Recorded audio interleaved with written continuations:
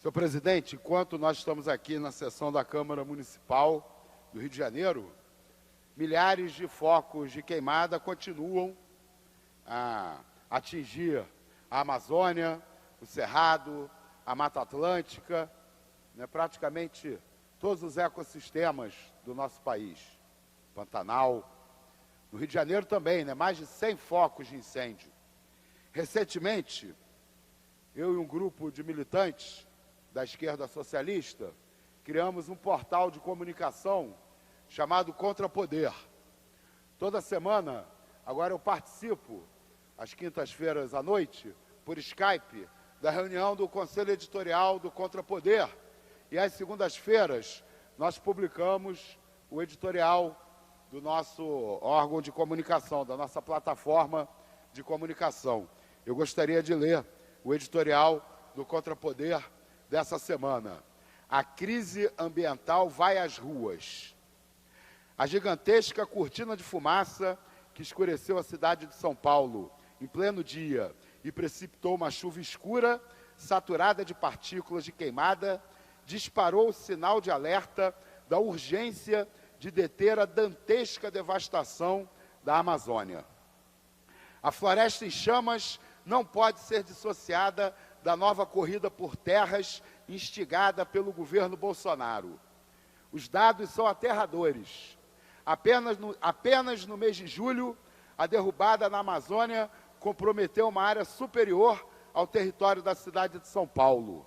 Um aumento quase 4 vezes superior ao do mesmo mês do ano anterior. A responsabilidade pessoal do presidente, o auto-intitulado Capitão Motosserra, pelo agravamento da crise ambiental é inequívoca. O incentivo à grilagem de terras, o relaxamento das normas de proteção ambiental, a apologia da derrubada da mata, o desmanche dos órgãos públicos de monitoramento e fiscalização da floresta, a intimidação de funcionários públicos que trabalham na defesa do meio ambiente, o absoluto descaso com a proteção das reservas indígenas e a conivência da Polícia Federal com madeireiros e fazendeiros instigam a rapinagem da floresta. Bolsonaro liberou o Vale Tudo. No dia do fogo, 10 de agosto, data da manifestação de ruralistas, para mostrar ao presidente que queremos trabalhar, os focos de queimadas no município de Altamira aumentaram quase 9 vezes em relação ao ano anterior. A Amazônia ardendo politizou a crise ambiental. A irresponsabilidade do governo Bolsonaro despertou forte reação popular no Brasil e no exterior. No dia 23 de agosto, os atos de rua em defesa da Amazônia foram robustos. As cenas de cidadãos batendo panelas durante a fala do presidente em rede nacional de televisão lembraram o início do debacle de Dilma Rousseff. Os protestos contra as queimadas na Amazônia também se espalharam por várias capitais da Europa, reunindo um número considerável de manifestantes. No debate sobre o que fazer para enfrentar o problema, a disfarçatez e a hipocrisia são a regra. Depois de negar a existência do problema, para em segui-lo, atribuí-lo a uma conspiração de ONGs, pressionado pelas ameaças de retaliação internacional, Bolsonaro, humilhado, foi forçado a dar satisfação à opinião pública. Em pronunciamento patético, reconheceu finalmente a existência das queimadas, mas coerente com sua intenção de destruir todo o resquício de civilidade do Estado brasileiro, não recuou 1 milímetro em sua política predatória. Ao fim e ao cabo, comprometeu-se a convocar recrutas do Exército a bater fogo no meio da selva. Uma providência ridícula e absolutamente inócua para deter o holocausto da floresta. As lideranças das potências imperialistas europeias, tomadas de ardor ambientalista, levaram a questão amazônica à reunião do G7, acenando com a necessidade de uma tutela internacional na verdade, estão muito mais interessadas em tirar proveito eleitoral e comercial da situação do que em deter o desastre ambiental, cujo condicionante estrutural, como se sabe, é a sanha insaciável de lucro do grande capital que impulsiona a ordem global da qual o G7 é fiel guardião. A reação nacionalista do ex-capitão e de seus asseclas às ameaças de retaliação internacional não passa de uma pantomima. A afirmação apaixonada de que a Amazônia nossa é apenas retórica compensatória e cortina de fumaça para ocultar a entrega da riqueza da região de mão beijada às grandes corporações nacionais e internacionais. Um expediente canhestro que lembra o fervor indignado dos escravagistas brasileiros, que, em meados do século XIX, vociferavam raivosamente em nome da soberania nacional contra as pressões britânicas pelo fim do tráfico negreiro, enquanto aceitavam docilmente as relações de trabalho e dominação decorrentes da posição rebaixada do país na divisão internacional do trabalho. De olho no calendário eleitoral, a oposição dentro da ordem aproveita a ocasião para desgastar o presidente. Sem nenhum prurido com a lógica, os petistas fazem malabarismo para mostrar que o único meio de salvar a floresta é o Lula livre.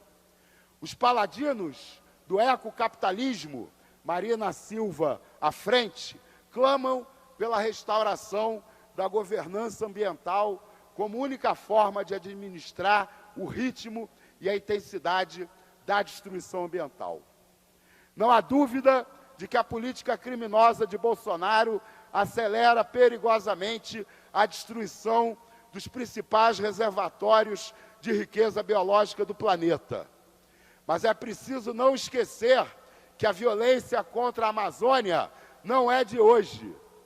A exploração predatória da floresta avança em ritmo célere desde a abertura da região à exploração empresarial em grande escala pela ditadura militar nos anos 60.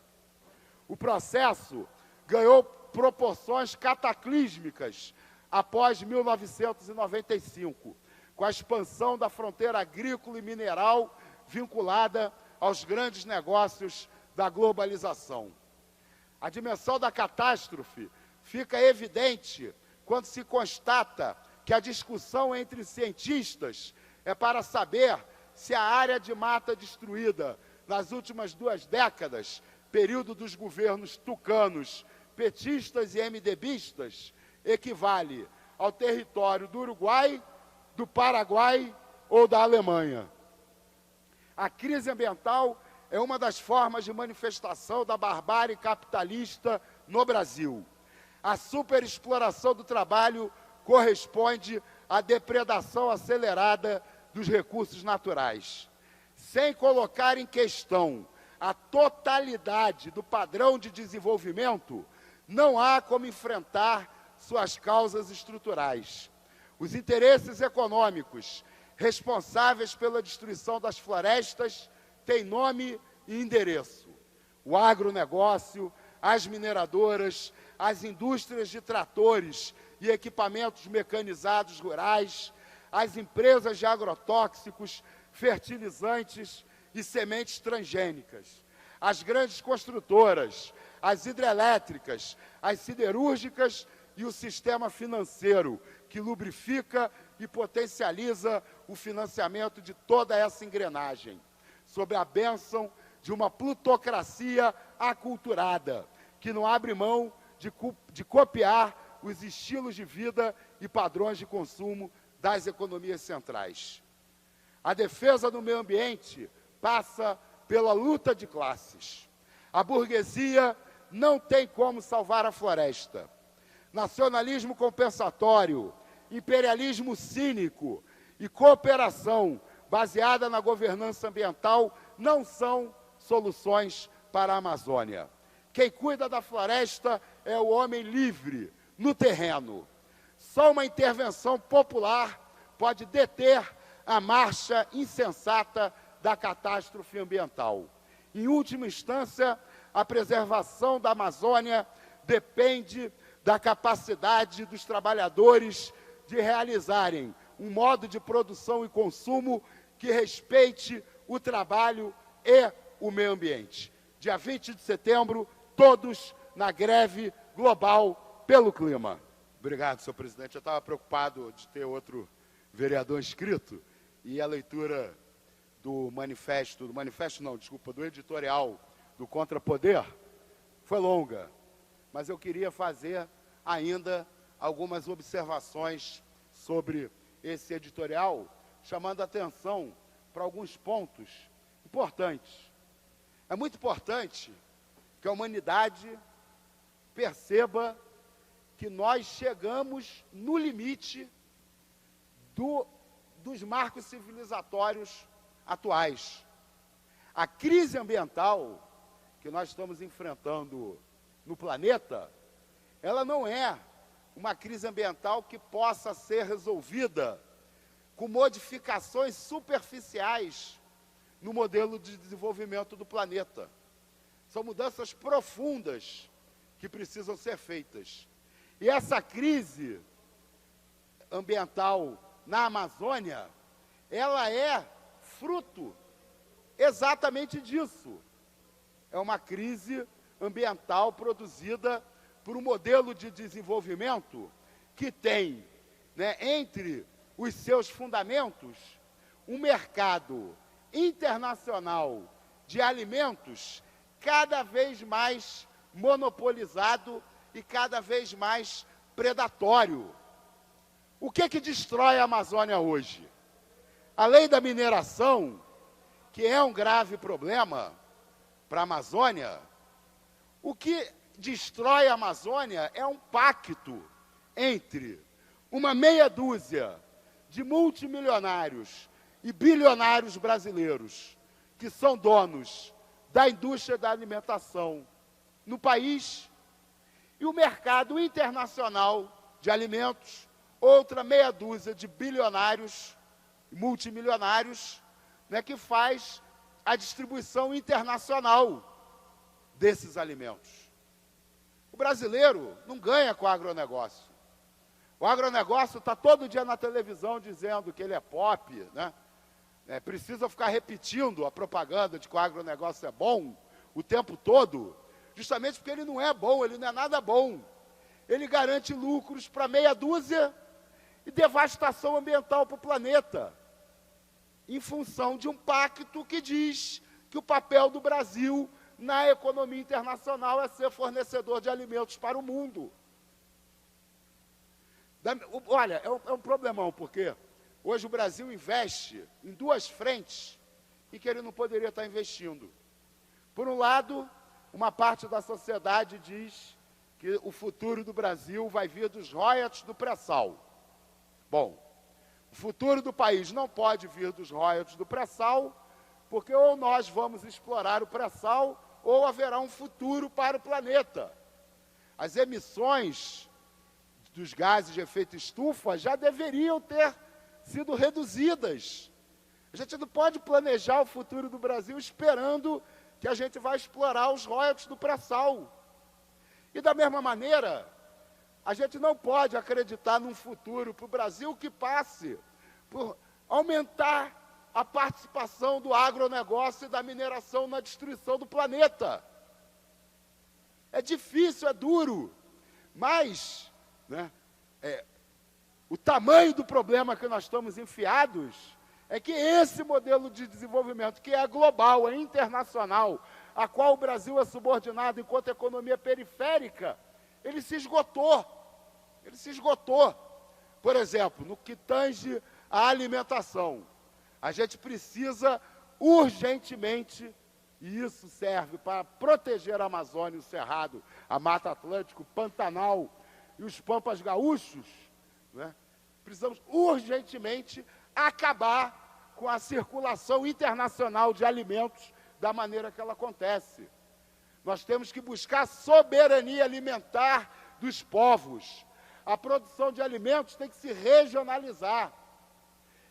Cada povo precisa garantir a sua capacidade de produzir os seus alimentos com menos impacto ambiental, com produção familiar, agroecológica, com circulação regional ou local da produção. Isso é um confronto direto com a lógica da indústria de alimento hoje do planeta. Porque o que o Brasil faz nessa indústria internacional? Hoje a gente produz alimentos, principalmente soja, para alimentar gados em outros países. E exporta gado. Para alguns países a gente exporta animais vivos, né, o que é uma crueldade absurda. Né, você embarcar bois em navios e fazer com que eles cruzem oceanos para chegarem vivos em outros países. Né? Então é grave a crise da Amazônia, é difícil resolver a crise da Amazônia, porque não basta encerrar o período do presidente Nero, que resolveu tacar fogo no país. Não basta. O Bolsonaro, né, com a sua máscara de Nero, representa a radicalização desse processo. Mas a situação anterior também não era boa. Vamos pegar, por exemplo, o PAC, o Plano de Aceleração do Crescimento, que foi o grande mote da política de desenvolvimento do país da era petista. O que é o PAC? Tinha algumas obras, né, de saneamento, de reurbanização de favelas, mas a grande maioria das obras do PAC era investimento em infraestrutura para aumentar a nossa capacidade de exportação de produtos alimentícios e da mineração. O grande problema hoje do país é que nem está no horizonte das grandes correntes políticas do país outro modelo de desenvolvimento. É como se hoje as alternativas, né, que se apresentam como as grandes correntes políticas do país, se é com mais dor ou com menos dor. Mas é com dor. Porque nenhuma dessas correntes políticas consegue questionar o modelo de desenvolvimento. Ainda discutindo a questão da alimentação, nós temos milhões de famílias no Brasil que não têm meios de sobreviver. E temos milhões de hectares de terras vazios, ou subaproveitados, ou servindo apenas para engordar o bolso dos donos do agronegócio, do Brasil e do mundo. Evidente que a manutenção desse modelo de desenvolvimento é hoje o principal empecilho para a gente libertar forças produtivas que estão, né, sendo desperdiçadas na forma de pessoas sem empregos e de terras sem utilização. A reforma agrária é um pilar para qualquer política que queira realmente apresentar um modelo de desenvolvimento alternativo para o nosso país. Esse modelo de desenvolvimento, em que o Brasil se apresenta ao mundo como uma grande fazenda, uma grande mineradora e um grande poço de petróleo, esse modelo de desenvolvimento nunca produziu bem-estar para o povo brasileiro e ainda produziu muita devastação ambiental desde que o Império Português invadiu as terras dos indígenas, as terras dos povos originários que aqui habitavam. Nunca garantiu o bem-estar, sempre garantiu o lucro dos negócios. Só que depois da Revolução Industrial, especialmente depois dos anos 50 do século XX, e novamente depois da hegemonia neoliberal dos anos 90, essa escalada de destruição chegou ao ponto de produzir à noite, às 3 horas da tarde de segunda-feira, na cidade de São Paulo. Ela está produzindo colaborando internacionalmente para a produção do desastre ambiental, das mudanças climáticas, da devastação das florestas, da poluição das águas potáveis e tantos outros desastres ambientais. Então, basicamente, o que o editorial do Contrapoder quer dizer é que nós precisamos enfrentar o debate sobre reinventar a vida e a civilização. Não é pouco, não. É muito. O desafio é enorme. E, pelo menos, né, para a gente andar nessa direção, a gente precisa falar cada vez mais sobre esse desafio. Obrigado.